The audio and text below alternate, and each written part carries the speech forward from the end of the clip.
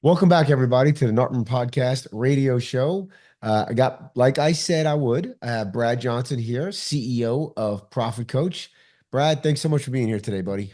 Yeah, thanks, Pete. I appreciate the invitation. So, give us your journey. So, I know that when you and I met a little over a year or so ago at IMN, you were actually running a PM firm, and next time I saw you, like a year later, you were running Profit Coach. So, tell me a little bit about that and about your journey in property management. Sure. Yeah, I'll skip over the first, 20 plus years of my relatively interesting childhood, and go straight to my property management journey started in 2015, when I started managing HOAs. So I was an association manager for a couple years, which, in the totem pole of property management jobs, I would say that one's probably at the bottom. It's pretty tough. Good place to cut your teeth though on customer service and learning how to have thick skin. So I did that for a couple years, and then I moved over to commercial management, which in North Carolina is a real estate licensed position. So got my real estate license, managed office, industrial, retail, did that for a couple years, and then found my way into operating a 1,300 unit property management company called Sawyer Property Management in Wilmington, North Carolina, where I live. So we had mostly single family homes, I think 1,100, and then a few small multifamily buildings as well. So I was there for 3 years. My mandate there really was, hey, how can we streamline this company? How can we make it really profitable? Try to reduce complexity. I never had a huge unit growth mindset. We already had at 1,300 units a pretty large share of the rental market in my small to medium sized city. So the idea was, how can we leverage our size, our expertise, and our in-house knowledge to build a really profitable company? And it's interesting, this concept that I'll get into in a minute when I talk about Profit Coach, of highly profitable self-managing companies. That's, I didn't know it at the time, but that's actually what I was after at Sawyer. I didn't own it, so my ambition was to make it self-managing for the owner. He was in the business a little bit when he hired me. I got him to a 0 hours a week, 0 hours a month sort of place. We just sort of met for coffee at a certain point once a month.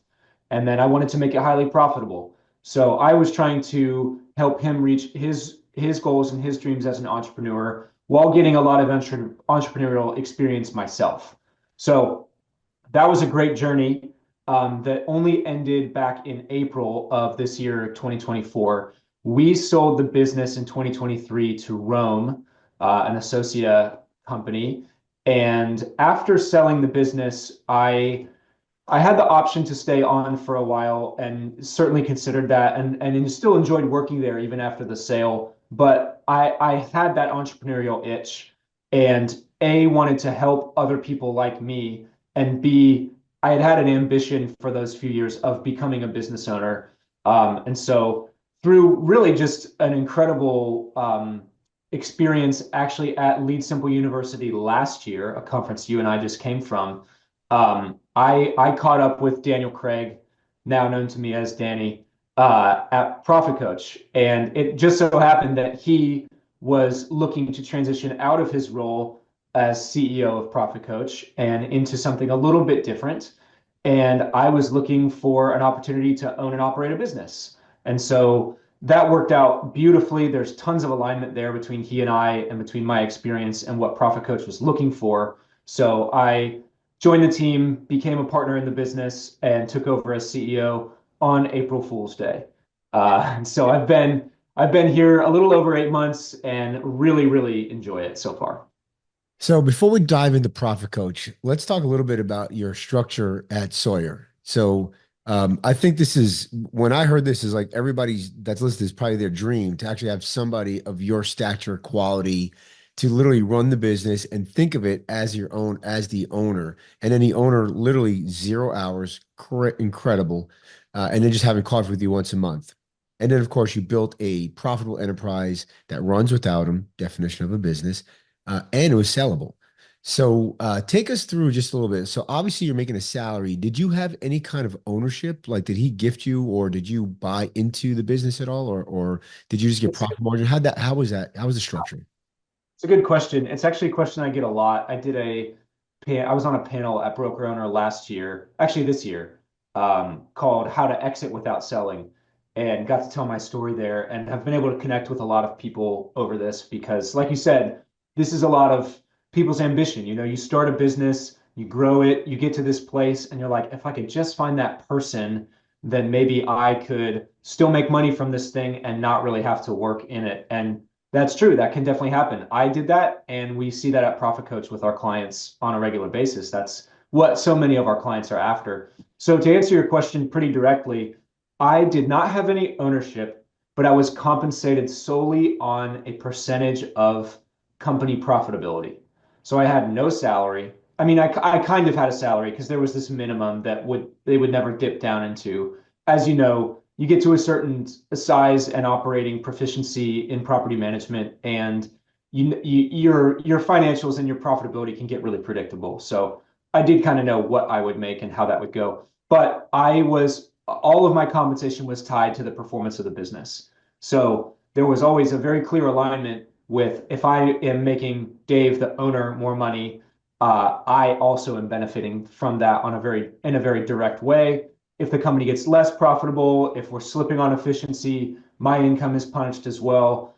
And I've recommended that to a lot of people. You know, there are certain people who have had maybe somebody who's been with them since day one that they want to have run the business. In those situations, it probably makes sense to do a little bit more of a ownership equity sort of thing, but a really clean way to incentivize, especially if you're looking to hire from the outside. You may not want to give equity to someone from the outside. I don't know. But a clean way to compensate them in a way that correlates with the enterprise value that they drive is to tie as much as possible. And for me, again, it was 100% of their income to the profitability of the business. Yeah, so I'm a big proponent of never giving equity away if you don't have to. So Sure. that's my first thing. But so you walked into I'm guessing a business that was profitable already, Yes. right? Yep. And Yep. so you were able to walk in there, and so based on that, you already had an idea of what kind of figure you're going to make. Um, Yeah. Let me pause on that real fast. This was not my compensation model to start. Um, okay. I basically earned the opportunity to get to this place. I was hired as the general manager, salaried position with a bonus. I worked Dave out of the business. I got to the place where he was no longer working in the business, and then it became clear, hey, Brad's either going to buy this business or I'm going to treat him and compensate him like an owner and tie his compensation like an owner because I was running the business like an owner. So I was able to do that across a period of time. It was about a year and a half. So yeah, just for clarity, I kind of worked my way into that situation. Okay, I get that. That I would Mm. recommend something similar, possibly for a lot of folks to Yeah. do that. Say, hey, this sort of future is on the table for you, but this is what this needs to look like as we get to know each other. Now, one of the things that I think of is like, wow, so maybe I don't buy that new system or implement something new because it might dip the profit margin down. So what, like, talk a little bit about that. Like, how'd you make those decisions? Uh, Pretty simple. I had no ambitions of sacrificing short-term profitability over long-term profitability. It'd be a foolish decision on my part to forego a $3,000 investment that might cost me a few $100s if it's going to pay dividends in the 50, $100,000 range down the line. So I was very willing to take short-term hits and actually took a lot of short-term hits, especially early on, just knowing that I was going to be able to reap those benefits down the line. My ambition was to create a highly profitable system that was generating profits on a regular basis. And actually to do that, so I came in, I think we were 18, 19% margin. When I left, we were 35, 36% margin. So I knew that it would actually take investment to get to that place, that 30+% place, but that was going to pay me a lot more money down the line. So that never really came into my head of am I, yeah, am I going to make a little less money this month? I was much more concerned about what the 3 and 5 year projection looked like. What were a couple of the moves you made that got you from the 18 to 35%? Yeah, it's a good question. I'll start on the labor and expense side. And I'm not just playing into your hand here. This is actually what happened. We did not have any global talent or remote team members when I started, and but we did have some hiring needs, and we did have a lot of um, some of the more administrative work to be done in the business that was being done by fairly high salaried US based employees. And that labor efficiency just doesn't check out when you're looking to grow a profitable company, since one of the things we see at Profit Coach is the biggest driver towards PM profitability is labor efficiency. It's direct labor efficiency ratio, DLAR. And I knew that I needed to change that. So over the course of 2 years, I went from 0 to 5 global team members who frankly became some of the best employees at our company, Yep. and are still, they're all still there today, and play ever increasingly big roles in the company. So that was one. I did not go the route of let US employees go and hire global talent instead. What I did was, as people left or as we needed to add employees, I would start by searching for global talent, remote team members to be part of our team, as a replacement or as an addition. So that was true on the labor efficiency side. On the revenue side, I took a good look at our fee structure and the way that we generated revenue throughout the business, whether that was refining and optimizing things like leasing fees and renewal fees. One of the things that I'm most passionate about, and I've given a couple talks on this year, is maintenance in property management is not this thing that you must do in order to satisfy your owners. It's actually something that creates a ton of value for tenants and owners. And if you're not monetizing it, you're leaving money on the table that you're actually entitled to. And it's something that is pretty easily provable to your owners in terms of the value that you're creating.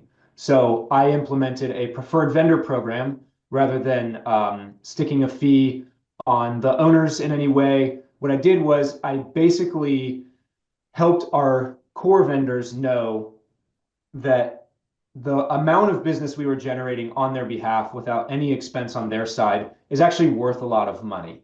And so I would get vendors who, all of them agreed to this, and I disclosed it in the property management agreement, to at the end of every quarter to send us a check for X% of the work that we generated for them, basically as a marketing and a partnership fee, because marketing spend in a small business can be 10 to 20%.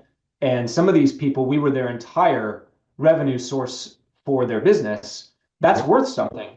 And a lot of them felt that way, agreed, and agreed to pay us. So that was a place. Restructuring pet fees, resident benefits package, kind of the list goes on. But my goal was to get to the place where we had a 50-50 split between management fee revenue and ancillary revenue.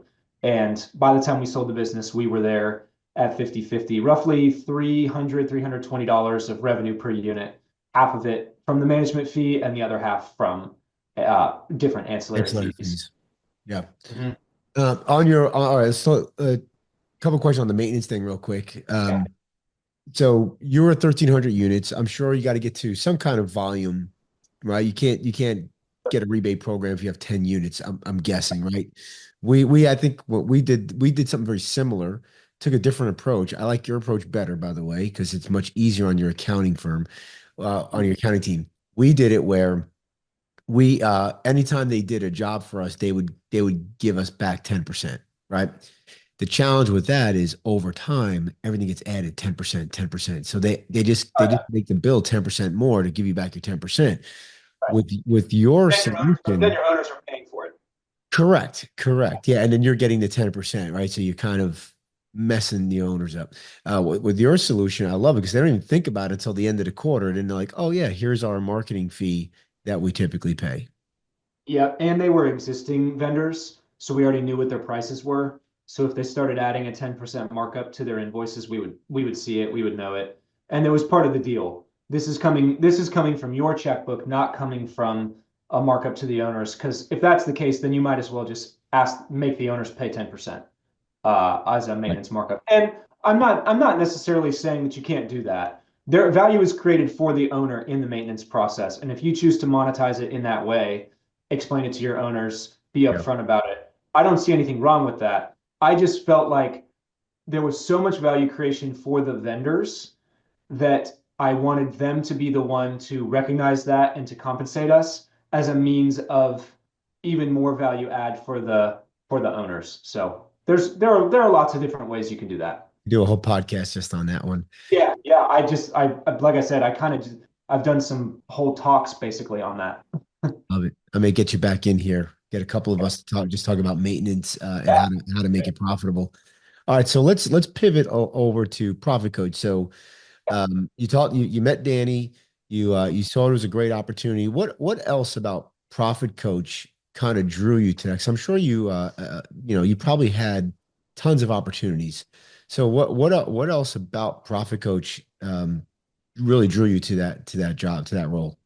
Yeah, there's a few things here. One is I had known Danny for a little while, and I had spent some good time with him, and really just have a friendship with him and enjoy him as a person. He's somebody that I want to do business with.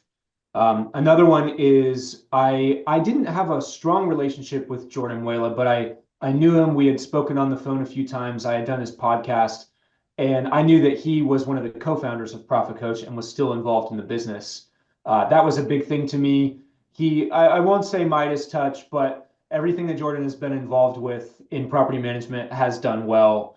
And I don't think he spends his time doing things that don't add value for people. So I wanted to be associated with Jordan and be able to learn from him. And that's been an awesome journey. It actually turned out that when I came on as a partner, he came off as a partner, but we remain friends and we still talk actually on a weekly basis. So there was that. Yeah, I would say The Jordan's one of the more brilliant minds in the industry. He really is. And if you're not sure, just ask him. He'll tell you. I'm teasing Jordan. I'm teasing. I don't even know if he listens to my podcast, but I'm messing with you. someone's gonna send it to him. He'll listen to this one. Uh, Another one is the culture at Profit Coach. People throw that word around a lot. Almost everywhere I've worked has talked about their company culture. There is something unique about Profit Coach, and I think a lot of people in our industry are hearing that and realizing that How do you we determine? This is a good question. How do you know, like, or how do you determine the people at the company, like Profit Coach, are living those core values? Like, because you do hear that a bunch. How did you know that they live those core values? that's a good insight there. I went to the Danny invited me, which was a risky move on his part, but it worked out. 2 weeks after we had this conversation, the initial one, he said, "Hey, we're about to do our annual planning retreat, 2 days with our leadership team. Why don't you come out to Denver and spend a couple days with us and see for yourself if this is what you want to do and these are the people you want to be involved with." So I got to spend 2 days in person with this group of folks, and I came away so impressed, and it was probably the biggest driver of wanting to do this. There's any business venture has a reasonable chance of failure, but I knew that I wanted to get into something more entrepreneurial, either start something or join something, and so my thought was, well, everything's got a chance of failure. I don't think this has a huge chance of failure, but even if it does, these are the sort of people that I want to be with, that I want to spend my time with.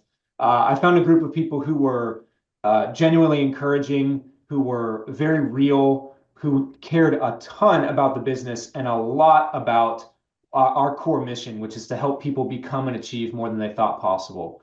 And that's a different sort of mission statement for a for-profit business than you're often going to hear, but it's actually true. We put the needs and the development of our clients and of our team members basically before everything else. We think that if you help people become and achieve more than they thought possible, then you will generate so much value that how you monetize that is actually secondary, because people will want to pay you and will want to compensate you for providing value like that doesn't just hit them at a business bottom line, but actually hits them at a personal and professional development standpoint, which is our aim. And that was pretty obvious to see amongst this group of folks. That's great, man. Core values is kind of near and dear to my heart, and I'm a big fan of it. I'm a big fan of really pushing it down to the company and that everybody abides by those values. And a lot of people say they got them, and then you realize that it's on a wall. They don't really push down, and the values are pushed up from the team. So Yeah, let's talk about the PM operations standards. So this is when I saw you a broker owner, before you even shook my hand, you said, check this out. I mean, and then you gave me a book that's about, I don't know, 100 pages or something like that. I mean, 50, 60, 100 pages, the it, operation standards. And you guys did such an incredible job with this. And I know at Lead Simple University and back in December, you guys kind of got on stage, Profit Coach and Lead Simple, and you kind of co-authored this deal. Talk about like why you guys are doing this. And I know why, because we just talked about your mission, but we'll kind of talk about that a little bit. And then if you can, give us just a couple of findings that you were like, isn't that interesting?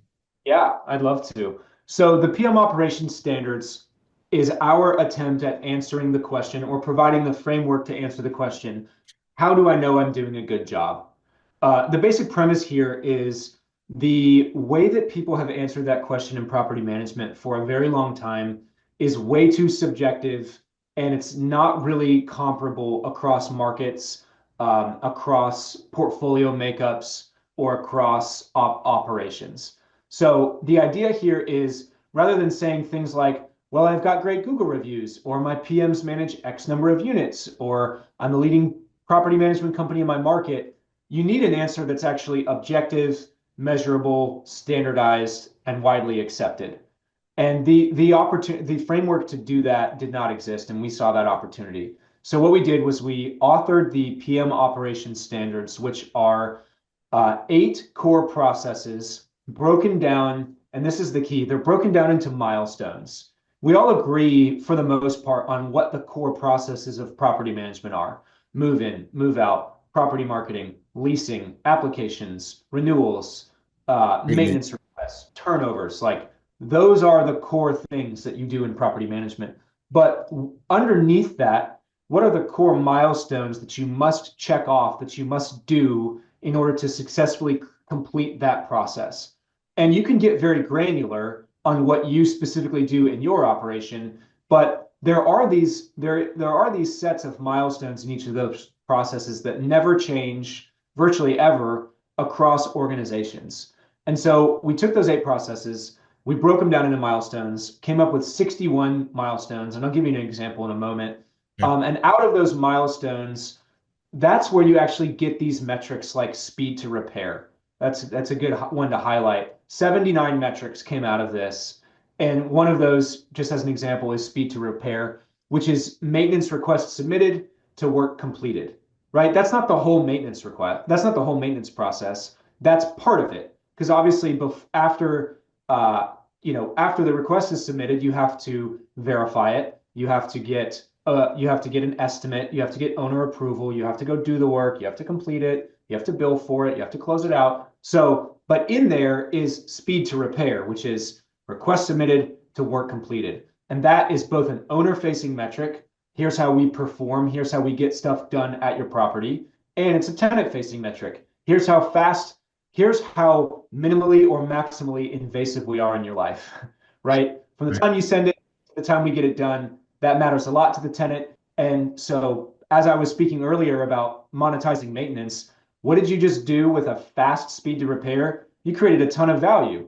You got out of your tenant's hair as fast as it could, you fixed their issue, and you provided closure and security and a job well done to your owner. So we came up with all those milestones and those metrics. And the idea is build those milestones into your processes, whether you use Lead Simple or Process Street or Aptly or Flows or what have you. Build those milestones in there so that you can measure your milestone to milestone metrics and compare them across the industry. Because what we also did in that study is we surveyed 118 property management companies and said, all right, for all of these metrics, what are your targets? What is the definition to you of this is a good job? This is what we are aiming for. And then we got all of those together, and then we have averages and we have top quartiles. So you can compare yourself. Well, actually, we break it down by all four quartiles. So you can measure yourself against others to see what your target is and what your actual is, and be able to prove to yourself, to your team, and to your owners, we're actually doing a great job. Here's the standard industry average target. Here's our performance. Here's how we perform, and the ways that we cut down on days or cut down on hours or do things more efficiently. And that actually means savings or revenue for you, Mr. Owner. So, Brad, how were you able to get the industry standard average? Because I know you Yeah, guys have a bunch of clients in Profit Coach and you can get, your clients, but how'd you guys go about and get the industry standard average? this is the awesome part about the industry that we're in and NARPM specifically, because these are mostly, if not all, NARPM companies. But we sent out a mass effort in this survey to hundreds and hundreds of property management companies. And we also had partners, sponsors of this effort, 7 different companies that helped us with this, and they used their channels to recruit people as well. And through those collective efforts, we were able to get 118 people to complete that survey and give us those targets, which are, I think, pretty statistically significant of a sample size that large. Really cool collective effort. That's awesome. So Yeah. then you can now is it broken out by SFR, MFR, or anything like that, or is it all just all together in one lump sum? Yeah, that's a good clarification. It's all together in one lump sum. The vast majority of these companies are majority or near SFR. SFR. Yeah, so we would consider this to be a single family, not single family specific, but single family dominant Not, study and effort. not to put you on the spot, but I guess I'm gonna kind of put you on the spot. Do you think that people who are doing really well are the ones that are more inclined to fill out the survey versus somebody who's not doing well? So do you think the numbers might be skewed that they're actually better than the industry average? I would say no, because I have enough anecdotal knowledge to know what good and great looks like. And I've had enough conversations with folks to have a pretty good understanding of what this looks like. If you look at the bottom quartile for targets in this study, you'll see that a lot of them are pretty bad. So, for instance, the bottom quartile in speed to repair is 12 days. That means you've got folks whose operations are at the place where a simple maintenance request, and they're not always simple, but the average maintenance request, their goal is to get it done in 12 days. I Yeah. would say for most people, that's pretty poor performance. Or days on market, lowest quartile was 24, highest quartile was 8. So, you're looking at speed to security deposit disposition completed. That's a good tenant facing tenant experience metric. Yep. Lowest quartile 43, highest 14. So I don't think that low target or low performing property management companies self-select out of this, especially because it's anonymous. I think they may even contribute even more because they were so curious to see what the results look like and to be a part of something like this. So no, I don't think that's the case. Makes a lot of sense. Makes a lot of sense. Um, we're just about up against it. Is there anything else in the operation standards that you want to highlight before we hit a commercial break? Yeah, sure. I think the most interesting metric we found was the difference in targets for days without revenue. So we took a metric that most people would define as days vacant, and we redefined it as days without revenue. Your owner doesn't really care about days vacant. They're not, that's not what they actually care about, is how long is it sitting. What they care about is how long am I not making any money? How long is that thing just not producing any income? Okay. So days without revenue is a more owner facing metric. And we broke that out into 2 categories. Do you list your property before the turnover is complete, or do you wait until the turnover is complete to list your property? And what we found is that the difference in average target for that operational decision is actually 16 days. So if you're waiting until turnover is complete, you are on average leaving 16 days without revenue sitting there for your owner. And if you do some quick math, 500 units, you turn about a third of them every year, average rent like $1,600. We're talking about $130,000 of owner rent that they don't get to have because of those 16 days. And then you add your management fee, whatever percentage that is, and you're looking at, no matter how you slice it, thousands of dollars that you're leaving on the table as a management company anyways. So little things like that are all over the place in the PM operations standards and can help property managers understand that how you do property management, whether you do these sort of best practice things or not, can make a really big difference in the bottom line of your company and your owners' properties. How did you categorize when an owner has got a property, he's got no money, and he's not going to do that make ready until, he wins lotto or something. And like we manage this asset that's like it's just going to sit there for potentially months. Now, I'm guilty. I did it. Like I know you're telling me like go fire that guy. I get it, but he's got like three other houses. Like, like how did you categorize those type of houses? Are they lumped in with this vacancy deal, this or you called it no, non-revenue deal, or is that was like kind of that cut out? Oh no, they count because that's part of the operational decision here is are you going to work with these people or are you not? And Right. I think that one of the best practice things that come out of this is you need to be as choosy with your owners and who you want to do business with as you are in all the other areas of your life where you decide who you're going to spend your time with, which doctor you're going to go to, things like that. Just one of the worst things that property managers can do is sign up bad owners. And the ability to screen whether an owner is going to be good or bad actually has starts before the relationship when you present them with your management agreement, which hopefully says by signing this document, you are authorizing me to do your turnovers, to have this amount of reserve, to operate in this manner. And the more clarity you can have on the front end of, hey, owner, you don't walk into your surgeon's office and as they're doing the surgery, tell them how to do it or pick up the scalpel and do some of it yourself. I'm also a professional. I know more than you do. You're hiring me for a reason. Signing this document allows me to do my job so that we can have the relationship that we're supposed to have. So that philosophy, I think, is baked in on these higher targets versus these lower targets. Brilliant. All right. We're gonna be right back after these messages, and we're going to get you into the lightning round. Be careful. We'll be right back, everybody. All right. We're gonna put Brad on the lightning round. Brad, are you ready? I'm ready. Hit me. All right, put your PM hat on. What PM Okay. software did you use? Propertyware.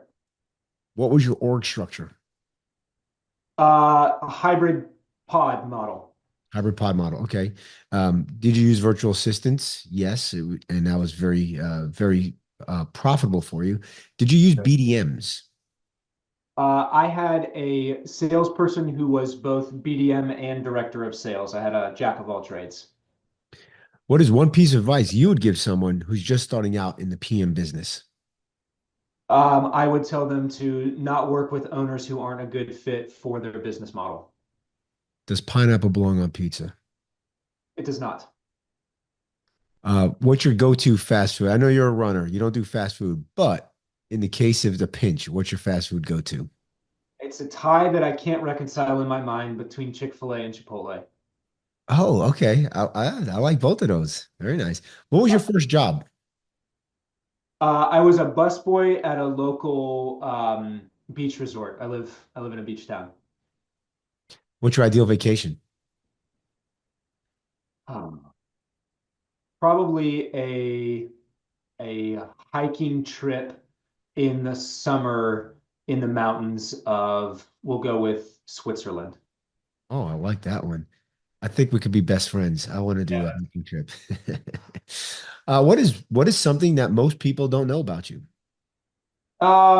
Most people, because I've done all my real estate stuff in North Carolina, they don't know that I actually grew up in Wichita, Kansas, and have a Midwestern upbringing, not the southernness that comes across in everything else that I do at this point in my life.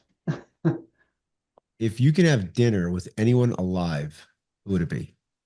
Oh, this might get me into hot water. Probably not, but it would be Elon Musk. I, I think so too, man. He's just an amazing. Regardless of your political persuasions, you got to admit that'd be a really interesting dinner. It would be. The problem is he'd probably talk to me and like I wouldn't understand 90% of the stuff he says. Oh, I wow. need my AI bot with me. Yes, yes. It'd be live Uh, on the phone. what's a book that you recommend? Oh, goodness. Well, the cop out here is the Bible because it's a wonderful book and I think everyone should read it. But I will say, from a business perspective, a lot of people are familiar with this, but if you're not, you really if you run a small business, you have to read the book Traction, and at least explore the EOS model because it changed the game for me. One of my favorite books, man. Um, what is one challenge you're currently having in your business? Hmm.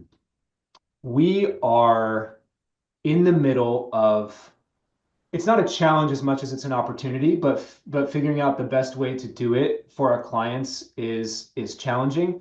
And that is we have historically been a company that focuses and prioritizes financial clarity, diving deep on the financial metrics, etc. We've been doing a lot of work in operations, as you could probably tell, over the last couple of years. Where we want to go is we want to be able to tie in the operational with the financial and say, as you improve in these areas in operations and move these operational levers and gain this operational efficiency, it's going to do X, Y, and Z on your financials, which, forecasted over the long term is going to do this for your profitability. So the operations and finance tie-in, particularly on process, is our big focus right now. All right. Last one. Dogs or cats? Oh, dogs. Dog guy. Brad, we're gonna put you off the lightning round, off the hot seat. You survived. Congratulations, brother. All right. Thanks, All right. Pete. So if somebody wants to get a copy of the PM operation standards, Yep. I know it's free, right? Like this is Yes. Oh, it's yeah. a free deal. So There is. if they want a copy of it, how do they go about getting a copy of it? How do they go about getting in touch with Profit Coach or yourself if they wanted to reach out to you? Yeah, great. Thank you. So the PM Ops standards, you go to pmopsstandards.com, PMOPS standards.com. Our website is pmprofitcoach.com. And then if you want to get in touch with me personally, my email is brad@pmprofitcoach.com.